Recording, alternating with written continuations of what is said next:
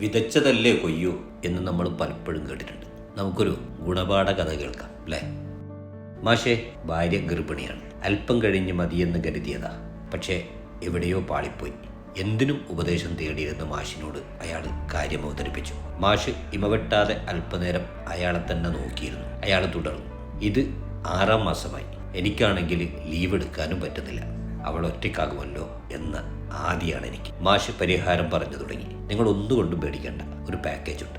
7ാം മാസത്തിൽ അഡ്മിറ്റ് ചെയ്യാം. പ്രസവാനന്തരം ചികിത്സയൊക്കെയും കഴിഞ്ഞ് അമ്മയെയും കുഞ്ഞിനെയും വീട്ടിലെത്തിക്കും.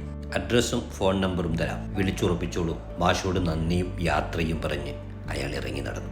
മാസങ്ങൾക്ക് ശേഷം വീണ്ടും അയാൾ മാഷിനെ തേടിയെത്തി. മാഷേ, കുട്ടിക്ക് 4 മാസമായി. ഭാര്യയ്ക്ക് ലീവ് നീട്ടാൻ പറ്റില്ല.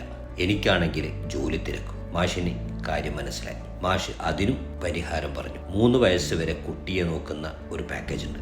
രാവിലെ വരും, വൈകിട്ട് പോകും. ഫുൾ ടൈം വേണമെന്നുണ്ടെങ്കിൽ അതും സാധ്യമാണ്.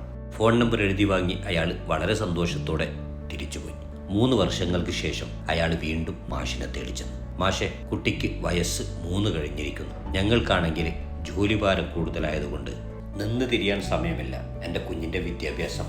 അയാൾ പറഞ്ഞവസാനിപ്പിക്കുന്നതിന് മുന്നേ തന്നെ മാഷ് പറഞ്ഞു തുടങ്ങി. അതിനും പരിഹാരമുണ്ട്. ഇത്തിരി കാശ് കൂടുതലുള്ള പാക്കേജാണ്. ഡേ കെയർ മുതൽ നല്ല ഡിഗ്രി എടുത്ത് കയ്യിൽ തരും. കുട്ടിയെ മാസത്തിലൊരിക്കൽ വേണമെങ്കിൽ ചെന്ന് പോയി കാണാം. എന്തിനും പരിഹാരം നിർദ്ദേശിക്കുന്ന മാഷിനോട് സ്ഥാപനത്തിൻ്റെ അഡ്രസ്സും മറ്റും വാങ്ങി സന്തോഷത്തോടെ അയാൾ പടിയിറങ്ങി. വർഷങ്ങൾ പലത് പിന്നിട്ടു.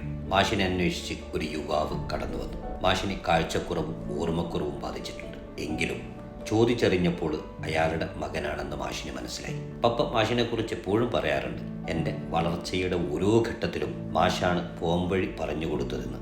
മകൻ വന്ന കാര്യം കൂടി പറയാൻ ആരംഭിച്ചു. പപ്പയ്ക്കും അമ്മയ്ക്കും വല്ലാത്ത ഓർമ്മക്കുറവ്. അമിതമായി സംസാരിക്കുന്നു. അനാവശ്യ കാര്യങ്ങളിലൊക്കെ ഇടപെടലാണ്. കുട്ടികളുടേതുപോലെ പിടിവാശി. വയസ്സൊത്തിരി ആയില്ലേ, അതായിരിക്കാം.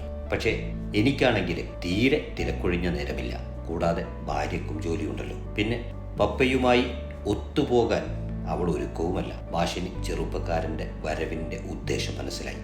അതിനും മാഷിൻ്റെ അടുത്ത് പോംവഴി ഉണ്ടായിരുന്നു. നല്ല പരിചരണത്തോടെ നോക്കുന്ന ഒരു പാക്കേജ് ഉണ്ട്. മരിച്ചാൽ അതാത് മതവിശ്വാസപ്രകാരം സംസ്കാരം നടത്തും. കുടുംബക്കാരോ ബന്ധുക്കളോ ചെന്നില്ലെങ്കിലും കാര്യങ്ങളൊക്കെ മുറപോലെ ചെയ്തുകൊള്ളും. മകൻ ഒത്തിരി സന്തോഷത്തോടെ അഡ്രസ്സും എഴുതിയെടുത്തു. നമ്പർ ശരിയാണോ എന്ന് ഉറപ്പുവരുത്താൻ ഒന്നുകൂടി വായിച്ചു നോക്കി. ഒക്കെയും കഴിഞ്ഞ് തിരിച്ചു പോകുന്ന ചെറുപ്പക്കാരനെ നോക്കിക്കൊണ്ട് മാഷ് ആലോചിക്കുകയായിരുന്നു. വിതച്ചതല്ലേ കൊയ്യൂ. കൂട്ടുകാരെ, ജീവിതം കെട്ടിപ്പടുക്കാനിടുന്ന ഓട്ടത്തിനിടയിൽ സ്നേഹവും പരിഗണനയും കൊടുക്കേണ്ടവർക്ക് കൊടുക്കാൻ സാധിച്ചാൽ മാത്രമേ അത് ആവശ്യം വരുന്ന നേരത്ത് തിരിച്ചും ലഭിക്കുകയുള്ളൂ എന്ന് തിരിച്ചറിയുക.